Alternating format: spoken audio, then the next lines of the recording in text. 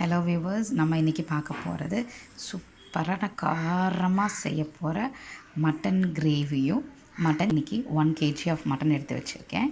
இதை ஃபஸ்ட்டு நம்ம நல்லா பாயில் பண்ணி எடுத்து வச்சுக்கலாம். பாயில் பண்ணுறதுக்கு நான் 1 ஸ்பூன் ஜிஞ்சர் கார்லிக் இஞ்சி பூண்டு பேஸ்ட்டு ஆட் பண்ணுறேன். இது கூட காரத்துக்கு தேவையான மிளகாய்த்தூள். இது மிளகாய் தனியா ரெண்டுமே சேர்த்து எடுத்து வச்சுருக்க மிளகாய் தூள் தான்.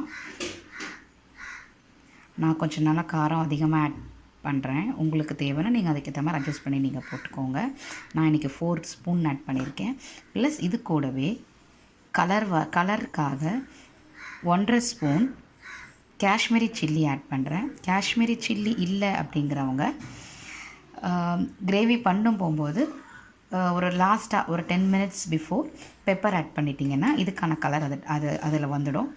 இது கூடவே இந்த மட்டனுக்கு தேவையான உப்பு ரொம்ப போட்டுட வேண்டாம். பாருங்கள், நான் ஒரு 1/2 ஸ்பூன் மட்டும் போடுறேன். ஜஸ்ட் அந்த கறியில் உப்பு இறங்கணும் அப்படின்றதுக்காக. நம்ம கிரேவி பண்ணும்போது நம்ம நல்லா ஆட் பண்ணிக்கலாம். வாங்க இதை பாயில் பண்ணி ஃபஸ்ட்டு எடுத்து வச்சுக்கிட்டு அப்புறமா கிரேவி பண்ணுறது. மட்டன் நல்லா வெந்து ரெடியாக இருக்குது. இப்போ நம்ம கிரேவி பண்ண ஸ்டார்ட் பண்ணிடலாம். இதுக்கு நான் ஒரு கடாயில் எண்ணெய் விட்டுட்டேன். இது தாளிக்கிறதுக்கு நான் ஒரு ஸ்டார் காய், கொஞ்சம் சோம்பு, ஒரு 2 பட்டை, ஒரு இலை, கிராம்பு இதெல்லாம் எடுத்திருக்கேன். இதை போட்டு நம்ம தாளிச்சிடலாம். வாங்க. இது நல்லா பொரிஞ்சிடுச்சு. இப்போ வெங்காயம் ஆட் பண்ணிடலாம்.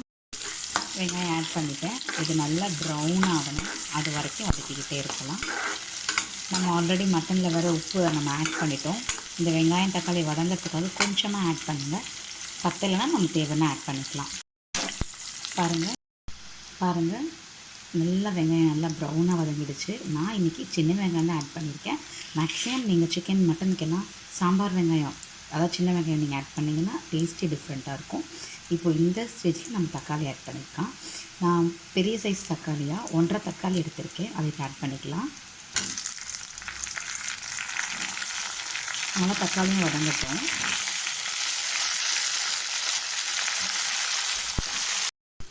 பாருங்கள், வெங்காயம் தக்காளி ரெண்டும் நல்லா மிக்ஸ் ஆகிடுச்சு. இந்த ஸ்டேஜில் நம்ம இன்னும் கொஞ்சம் இஞ்சி பூண்டு பேஸ்ட் ஆட் பண்ணிக்கலாம். ஏன்னா நம்ம பாயில் பண்ணும்போது கொஞ்சம் தான் ஆட் பண்ணோம் இல்லைங்களா. ஸோ அந்த அரோமாக்காக நான் இப்போது 2 ஸ்பூன் இஞ்சி பூண்டு பேஸ்ட் ஆட் பண்ணுறேன். உங்களுக்கு தேவைன்னா நீங்கள் எக்ஸ்ட்ரா கூட ஆட் பண்ணிக்கலாம். இது நல்லா பச்சை வாசனை போகட்டும்.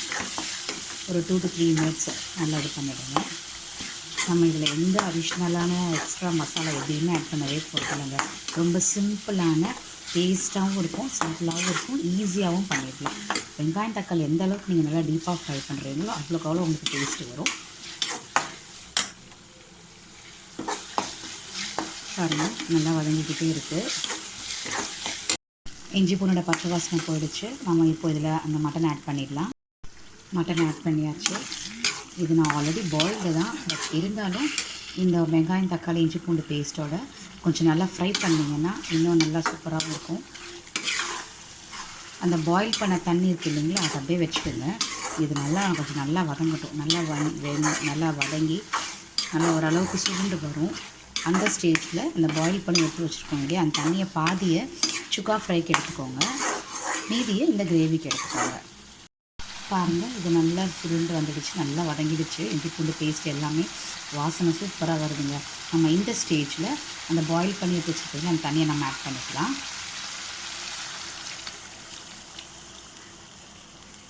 தண்ணி ஆட் பண்ணியாச்சு. இதுக்கும் மேலேயும் உங்களுக்கு கிரேவி இன்னும் திக்காக வேணும் அப்படின்னு நீங்கள் ஃபீல் பண்ணிங்கன்னா இன்னும் கூட கொஞ்சம் தண்ணி ஆட் பண்ணிக்கலாம். நான் இன்றைக்கி செமி கிரேவியாக தான் பண்ண போகிறேன். ஸோ எனக்கு இது போதும். நம்ம ஆல்ரெடி மிளகாத்தூள் எல்லாமே இதில் ஆட் பண்ணிட்டோம் இல்லைங்களா. அதில் பெப்பர் மட்டும் தான் நம்ம போடணும். அதை நம்ம லாஸ்ட்டாக போட்டுக்கலாம். இப்போது இது இப்படியே ஒரு 5 minutes இருக்கட்டும். நான் இன்றைக்கி கிரேவி இன்னும் கொஞ்சம் கூட எனக்கு வேணும் அப்படிங்கிறதுனால நான் தேங்காய் பேஸ்ட் இதில் ஆட் பண்ண போகிறேன். அந்த தேங்காயில் 1 கப் தேங்காய் எடுத்துக்கிட்டேன். அந்த தேங்காயில் ஒரு ஸ்பூன் சோம்பு, 1/4 ஸ்பூன் கசகசா போட்டு அரைச்சி எடுத்துகிட்டு வந்துடலாம். பாருங்கள், இது எல்லாமே நான் தனியாக ஆட் பண்ணி எடுத்து வச்சுக்கிட்டேன். இல்லை சோம்பு, கசகசா, தேங்காய் இது நல்லா நைஸாக பேஸ்ட் ஆக்கிடலாம். இன்கேஸ் உங்களுக்கு தேங்காய் பேஸ்ட் வேண்டாம், எங்களுக்கு இன்னும் கொஞ்சம் காரமாக வேணும் அப்படின்னா நீங்கள் இப்போ தண்ணி ஆட் பண்ணிங்க இல்லையா, இதுலேயே கொஞ்சம் பெப்பர் போட்டுட்டு ஒரு 5 to 7 minutes வச்சுட்டு நீங்கள் ஆஃப் பண்ணிடலாம். நான் அதையும் சொல்கிறேன் உங்களுக்கு. இந்த மாதிரி கிரேவியாக போதும்னு நினைக்கிறவங்க இந்த ஸ்டேஜில் உங்களுக்கு தேவையான அளவுக்கு நீங்கள் பெப்பர் ஆட் பண்ணிவிட்டு ஒரு 3 to 4 மினிட்ஸ் விட்டுட்டு கொத்தமல்லி கருவேப்பிலை போட்டு இறக்கிடுங்க. இல்லை எங்களுக்கு இன்னும் கொஞ்சம் நல்லா கிரேவி தேவை அப்படின்றவங்க தேங்காய் பேஸ்ட் ஆட் பண்ணிக்கோங்க. இப்போ நான் இந்த ஸ்டேஜில் நான் தேங்காய் பேஸ்ட் ஆட் பண்ணிடுறேன். நல்லா நைஸாக அரைச்சிக்கோங்க. திப்பியாக இருந்தால் நல்லா இருக்காது. இது ஆட் பண்ணியாச்சு. இதை ஆட் பண்ணிவிட்டு ஒரு 5 மினிட்ஸ் இது பேசியமாக கொதிக்கட்டும். ரொம்ப நேரம் கொதிக்க வைக்க வேண்டாம். லைட்டாக பச்சை வாசனை போயிட்டோம்னாவே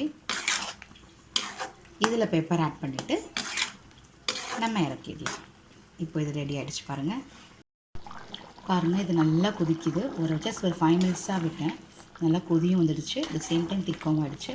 ஸோ இப்போ நான் காரத்துக்காக பெப்பர் ஆட் பண்ணிக்கிறேன். பெப்பர் ஆட் பண்ணால் இன்னும் திக்காகவும் இருக்கும், காரமும் இருக்கும், டேஸ்ட்டும் இருக்கும். பாருங்கள், சூப்பரான மணக்க மட்டன் கிரேவி ரெடி ஆகிடுச்சு. இப்போது நான் இதில் கொஞ்சம் கொத்தமல்லி கருவேப்பிலை தூவிட்டு நான் இறக்க போகிறேன். அவ்வளோதான். ஜஸ்ட் ஒரு சின்ன ஜஸ்ட் 1 மினிட் அவ்வளோதான், முடிஞ்சிடுச்சு. சூப்பராக இருக்குது பாருங்கள். பார்க்கும்போதே சாப்பிட்ணுன்னு ஆசையாக இருக்குது. வாங்க சாப்பிடலாம். சுட சுட ரைஸு, இட்லிக்கு, சப்பாத்திக்கெல்லாம் யம்மியாக இருக்குங்க. மறக்காமல் ட்ரை பண்ணுங்கள், சப்ஸ்கிரைப் பண்ணுங்கள். தேங்க்யூ.